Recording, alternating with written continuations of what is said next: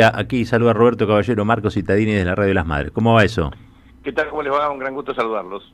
Bien, a ver, una mirada en la previa de la elección, Coqui, sobre las chances, las posibilidades del peronismo y qué pasa en este sentido con la intervención que tiene el Departamento de Estado en los asuntos de la economía doméstica.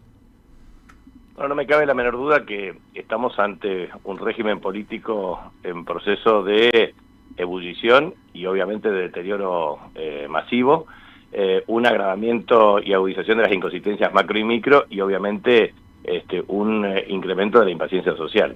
En ese contexto, el gobierno recurre a múltiples herramientas para sostenerse y en este contexto ya no sabe qué hacer y recurre al Tesoro de Estados Unidos y al gobierno de Estados Unidos, como si esto fuera la salvación. Y en realidad lo que se está generando en la República Argentina es un incremento masivo en la morosidad, la gente no le alcanza la plata, tenés interrupción de la cadena de pago, destrucción de pequeñas y medianas empresas, cierre de industrias, aumento masivo de la desocupación y obviamente también de los comercios. Yo cuando recorro la provincia del Chaco, y la he recorrido varias veces en el transcurso del año, lo único que te puedo decir es, por ejemplo, Presidencia de la Plaza, cuna de la industria maderera junto a Machagay, Quitiripi y otras localidades.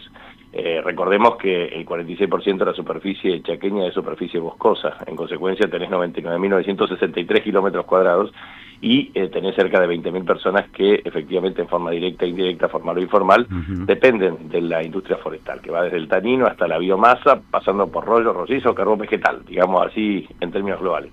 ¿Sabes cuánto bajó el nivel de desempleo? De 1.000 a 400. O sea, 1.000 empleados a 400. En Machagay, epicentro, ahí sí ya es un eje vertebral de la columna productiva forestal. Bueno, eso bajó de 2.500 a 500. Y si uno sigue así, puedo decirte panaderías, desde extremos de Quitiripi, Villaverté, etcétera, que te dicen en 3 meses más, si esto no va, cierro, y son 1.700 panaderías prácticamente las que cerraron en la República Argentina, como lo que ya se ha informado de 16.000 empresas, que implican cerca de 221.000 empleos. O sea, la velocidad del deterioro del empleo no lo estamos asimilando correctamente por varias razones. Primero porque hay un esquema de agudización del incremento de la tasa de desocupación del empleo formal. Y por el otro lado, cuando haces las mediciones del INDEC, bueno, una hora, es decir, el método de decir que vos estás trabajando no está directamente vinculado al ingreso.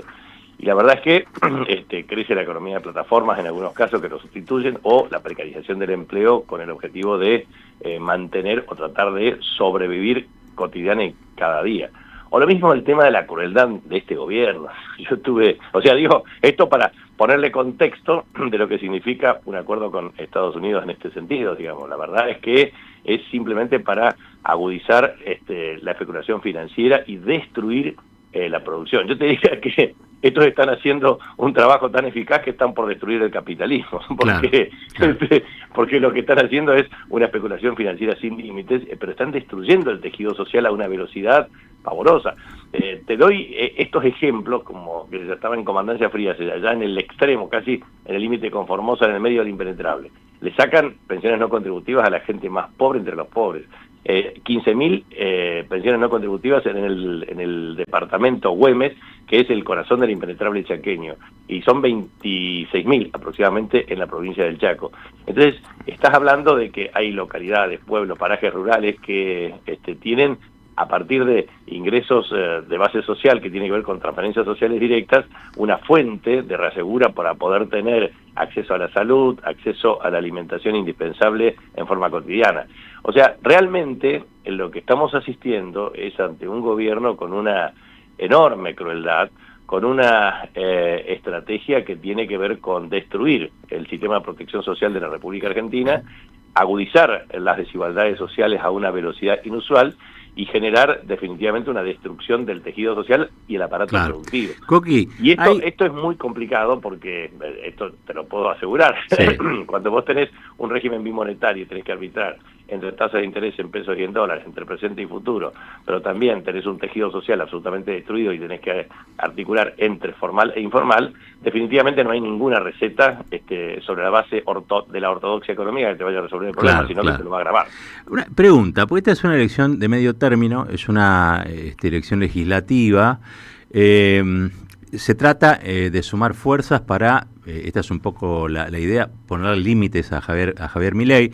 El Parlamento acaba de votar una serie de leyes, financiamiento universitario, emergencia pediátrica, ha sido rechazado el veto del presidente, hoy sale en el boletín oficial promulgadas estas leyes, pero no las va a aplicar el gobierno, esto es lo que anuncia, no las va a aplicar hasta que el Parlamento le diga cuál es el origen de los fondos, de dónde puede sacar los fondos para financiar estas leyes. Con la experiencia que vos tenés, de la jefatura de gabinete, la gobernación, la senaduría, digamos.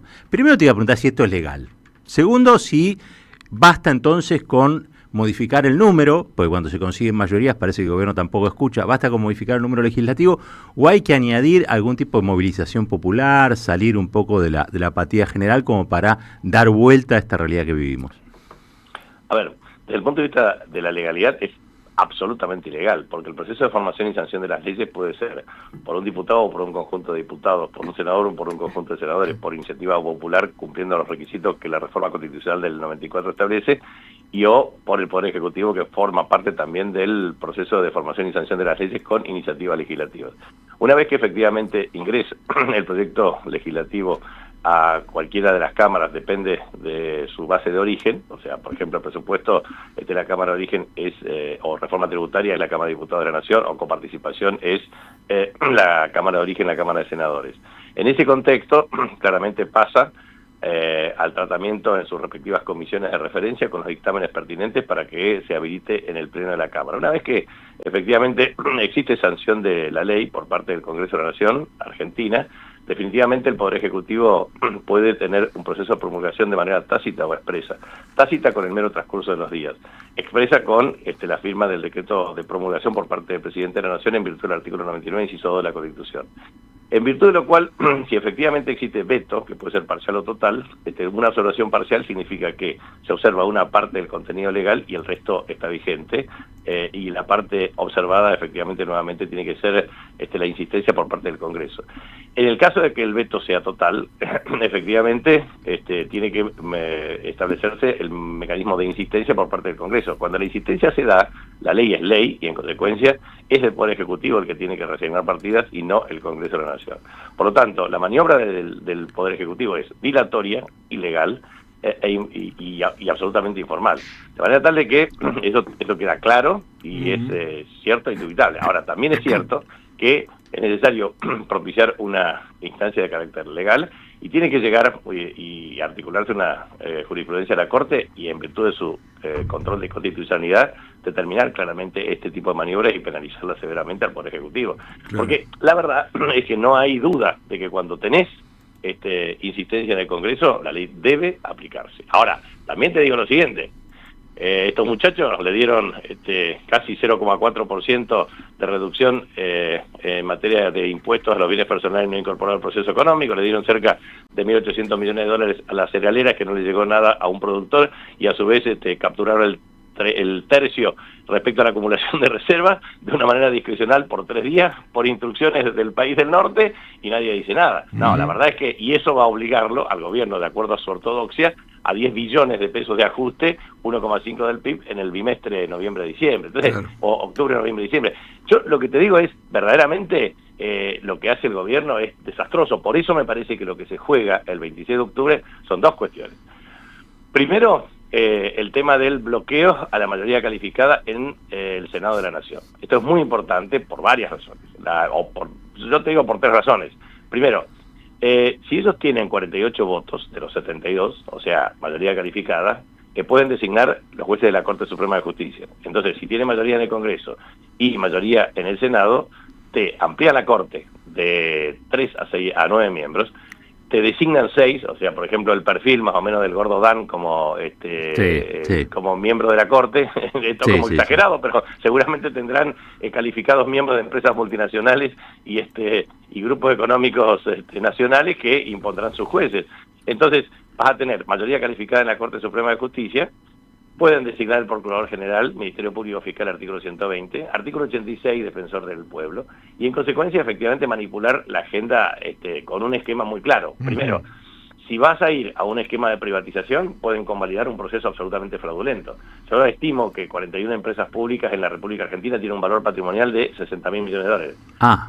La pueden vender en 40.000 y se roban 20.000 millones de dólares con acuerdo de la Corte. Claro. Tenés 10.000 inmuebles rurales y urbanos que forman parte del activo estatal. Y bueno, lo podés, que pueden ser valuados en 20.000 millones de dólares, esto lo pueden vender en 10.000. O sea, en 2 operaciones te afanan 30.000 millones de dólares. Y o te lo canjean con deuda o te generan estos mecanismos de exacción terrible que existieron en la República Argentina. Esto es muy importante por una razón muy sencilla. Porque el fraude que anida la República Argentina en las maniobras delictivas de materia financiera y que se traducen después en deuda pública, teóricamente legitimada por el Congreso, es absolutamente inadmisible. Claro, Jorge Prueba Nicolini, que son dos economistas de la Universidad de Chicago, argentinos, entre 1960 al 2017 hicieron un estudio en donde, cuando calcularon 50% de deuda respecto al Producto Interno Bruto en 2017, determinaron que 20% es congruente con los déficits fiscales y 30% es maniobras francamente delictivas, tipo seguro de cambiario, etcétera, etcétera, o deuda no registrada en el Banco Central. Entonces, están haciendo esto lo mismo.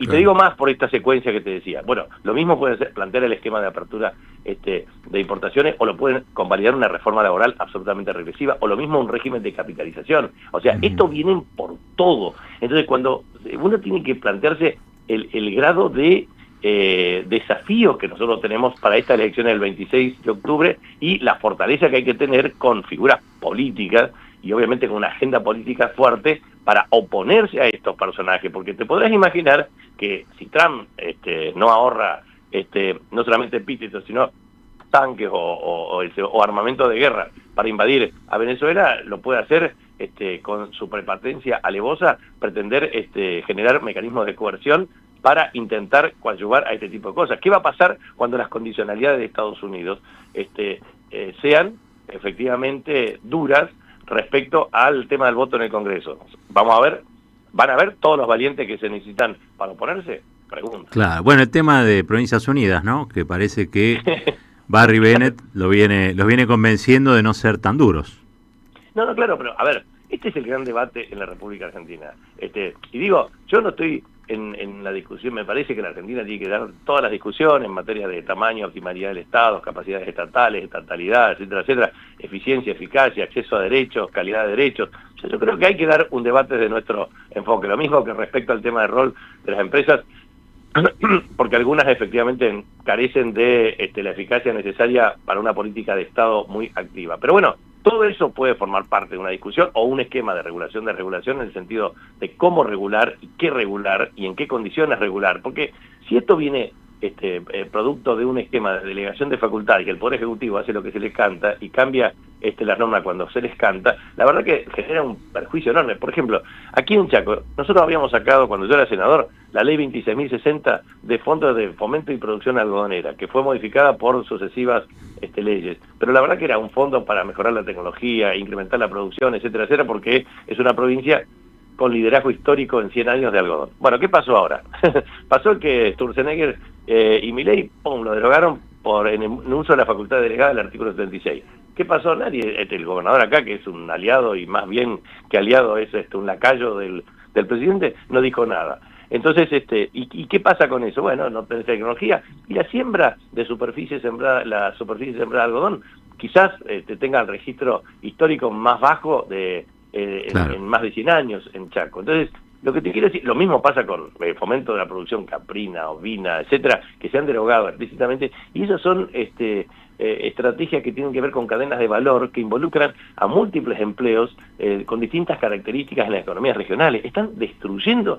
Yo te digo, acá un comerciante chaqueño tiene que competir con Temu, Shein, Bolivia, Paraguay y Brasil, con un sistema de apertura indiscriminada que está destruyendo todo y generando una expansión del desempleo que no se va a poder parar. Claro. Y esto hay que ponerle un freno, porque estos son unos irresponsables. Yo digo, ¿Viste cuando te dicen flotación entre bandas? Yo digo, entre bandas de narcotraficantes, bandas de coimeros y bandas de criptoestafadores, digamos. Totalmente. La verdad, yo creo que hay que ponerle un límite, porque si no le pones un límite en la democracia, esto claramente puede tener consecuencias irreversibles. Gracias. Como ya lo hemos padecido.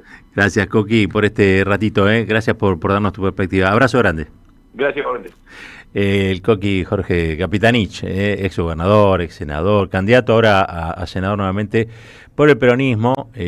Bueno, una mirada donde evidentemente estamos frente a alguien que fue jefe de gabinete, conoce los aspectos reglamentarios, legales, y por otro lado alguien que pienso, y siempre pensó así, en términos económicos y financieros, nos da un